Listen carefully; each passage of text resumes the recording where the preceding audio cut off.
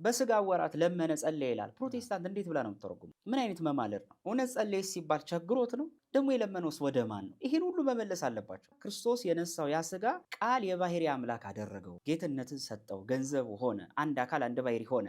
በመካከላቸው ሰጋጅና ተሰጋጅ የለም፣ አምላክና ተመላኪ የለም፣ ፍጡርና ፈጣሪ የለም።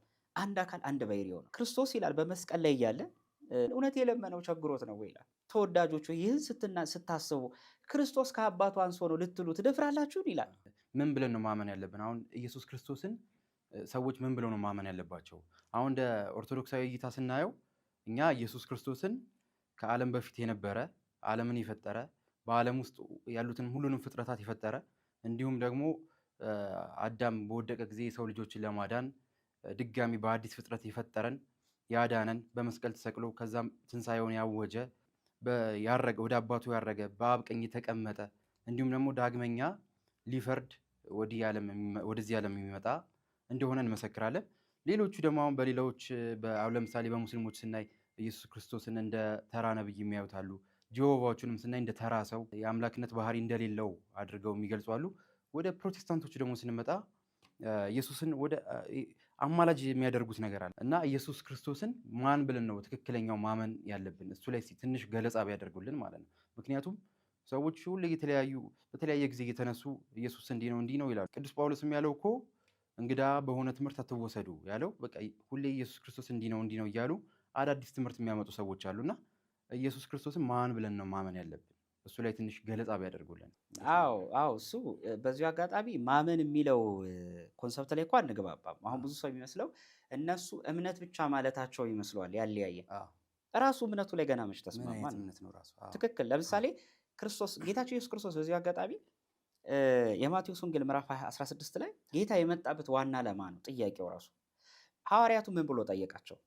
የሰው ልጅ እኔን ማን ይለኛል አላቸው። አሁን ይኸውልህ ክርስቶስ ኢየሱስ ማለታቸው ብቻ እንደማያዛልቅ ለሐዋርያት እየነገራቸው ነው። ነገ እናንተም ትጠየቃላችሁ ነው። ክርስቶስ ማን ነው ትባላላችሁ። ከዛ ሲላቸው ከነቢያት አንዱ ነህ እያሉ የነቢያትን ስም መደርደር ጀመረ። እንደው በጦቃንስ ነው ጭምር የሚያለው አለ። ከዛ እናንተስ ማን ትሉኛላችሁ? የነገረ ድነት ትልቁ ጥያቄ ይሄ ነው። አሁን አንተ ያነሳውን ጥያቄ ነው ጌታ የጠየቀው። ማን ትሉኛላችሁ ነው። አሁን ፕሮቴስታንቱ ጋር ብትሄድ ማን ይሉታል? ይሄን መመለስ አለበት ነው። ጌታችን ኢየሱስ ክርስቶስን ምን ብለን እንመነው? በዚህ አጋጣሚ በጣም የሚደንቅ ነገር አንድ ነገር ልንገርህ። አንድ ፕሮቴስታንት መጥቶ ኢየሱስን የግል አዳኝ አድርገህ ተቀበል ይላል፣ ወይ ደግሞ ኢየሱስ ጌታ ነው ይላል፣ ወይ ሌላ እና ምን ለነሱ የሚመስላቸው እኔ ይመስለኛል ኢየሱስ ብለው ሲጠሩ ድምፀቱ ይሄ ቶኑን ብቻ ማለታቸው የሚያድን እየመሰላቸው ነው መሰለኝ ካልተሳሳትኩኝ። ክርስቶስን ግን ቤተክርስቲያን አንደኛ ወልደ አብ ወልደ ማርያም ብላ ታምናለች። ይሄ የሃይማኖቷ መሰረት ነው። ነአምን ክልኤተ ልደታተ በእግዚአብሔር ወልድ ሁለት ልደታት እናምናለን ብሎ ሰለስቱ ምዕት እንደተናገሩ ቀዳማዊ ልደቱ ከአብ ነው። አካል ዘእምአካል ባህሪ ዘእምባህሪ የተወለደው ልደት። ልክ ጸሎተ ሃይማኖታችን ላይ የምንለው ምንድነው? ብርሃን ዘእምብርሃን አምላክ ዘእምአምላክ ዘበአምላክ አይደል የምንለው? ከብርሃን የተገኘ ብርሃን ከእውነተኛ አምላክ የተገኘ እውነተኛ አምላክ የተወለደ እንጂ ያልተፈጠረ ነው። በዚህ አጋጣሚ ጸሎተ ሃይማኖት አንዱ ለአርዮስ የተጻፈ የውሳኔ መልስ ነው። አርዮስ አብ ወልድን ወለደው የሚለውን ጥበብ ከሁሉ አስቀድማ ፈጠረችኝ የሚለውን አብ ወልድን ፈጠረው ሎቱ ስብሐት ተረጎመ። ከዛ ምን አለ? ወልድ የአብ ፍጥረቱ ነው፣ ቀዳሚ ፍጥረቱ አለ። ቤተክርስቲያን ሊቃውንት ምን አሉ? ግን የተወለደ እንጂ ያልተፈጠረ አለ። ፕሮቴስታንት ታምናለች። ይሄንን በየትኛውም ትምህርቶቻቸው ሲገልጹት አታዩ። ሁለተኛ ከአቤ ከወልድ ከመቤታችን የተወለደው ልደት ነው፣ ሁለተኛው ልደት። ይሄ ደግሞ ከ5500 ዘመን በኋላ ከንጽሕት ድንግል ማርያም እንበለ ዘር እንበለ ሩካቤ ያለ ርሳሃት በፍጹም ድንግልና ተጸንሶ በፍጹም ድንግልና የተወለደው ልደት ነው።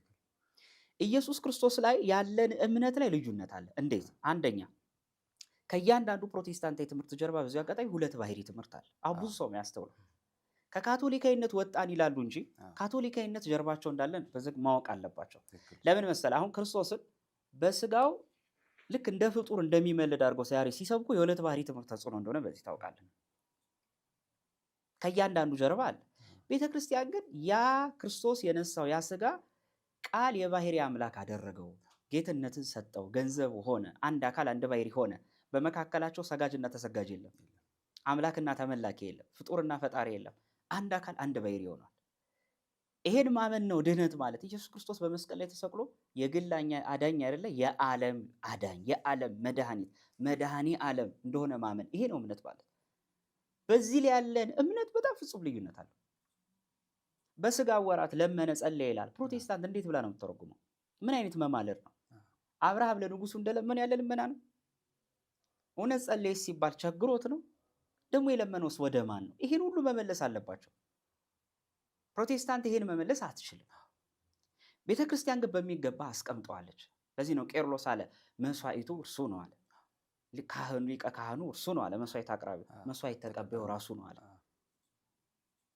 ስለዚህ ጸለየ ስትል እንደ አንድ ኦርቶዶክሳዊ ማይንድ ሴት ስታስበው አትደነግጥም። ለምን?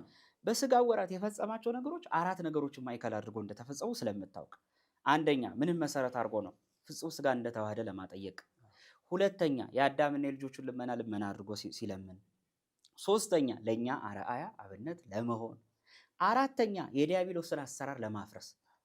ለዲያብሎስ አምላክነቱን ጸዳል ብቻ እየገለጸ መሆን አልፈለገም። በእንተ ተሰጎቱ ተዋህዶቱንም የስጋንም ስራ እያሳየ ዲያብሎስን ሊያዘናጋ ፈልጓል። ምክንያቱም ድል በተደረግንበት ክርስቶስ ድል ማድረግ ስለፈለገ። ሰይጣን የእባብ ስጋ እያሳየ ነው አዳምና ሔዋንን ድል ያደረጋቸው። ክርስቶስ ደግሞ የናቃትን ትስብእት ግን መለኮት የተዋህደውን ያንን አምላካዊነት ያለውን እያሳየ ድል አድርጎታል። ስለዚህ በዚህ ላይ ያለን እምነት በጣም ሰፊ ነው እውነት ለመናገር እና በትክክል ልዩነታችንም ለዛ ነው። አሁን መስቀል ላይም ጌታችን አምላኬ አምላኬ ለምን ተውከኝ እንዲህ ምናምን ሲል አምላክ ያለው ነው የሚመስላቸው። ራሱ ግልጽ አድርጎታል እኮ ሄዶ ወደ አምላኬ ወደ አምላካችሁ ብሎ እኮ ትንሽ በቀጣዩ ምዕራፍ ላይ ዮሐንስ ወንጌል ላይ ይናገራል። ትክክል። እና ይሄኛው ኢየሱስ ክርስቶስ ራሱ ምንነቱ ማንነቱ እሱ ላይ በጣም ትልቅ ቅዱስ ዮሐንስ አፈወርቅ ምን እንደሚል ታውቃለህ? ክርስቶስን አሁን እቺ ጽዋ ከኔ ትለፍ አምላኬ አምላኬ ለምን ተውከኝ የሚለውን ያስቀው። እውነት ግን ክርስቶስ ሆይ የለመንከው ይላል ዮሐንስ አፈወርቅ ያደንቃል። ከአባቱ አንሶ ነው ልትሉ ትደፍራላችሁን ይላል ክርስቶስ ይላል። በመስቀል ላይ እያለ እውነት የለመነው ቸግሮት ነው ይላል። ተወዳጆች ይህን ስታስቡ ክርስቶስ ከአባቱ አንሶ ነው ልትሉ ትደፍራላችሁን ይላል ጌታ ኢየሱስ ክርስቶስ ይላል።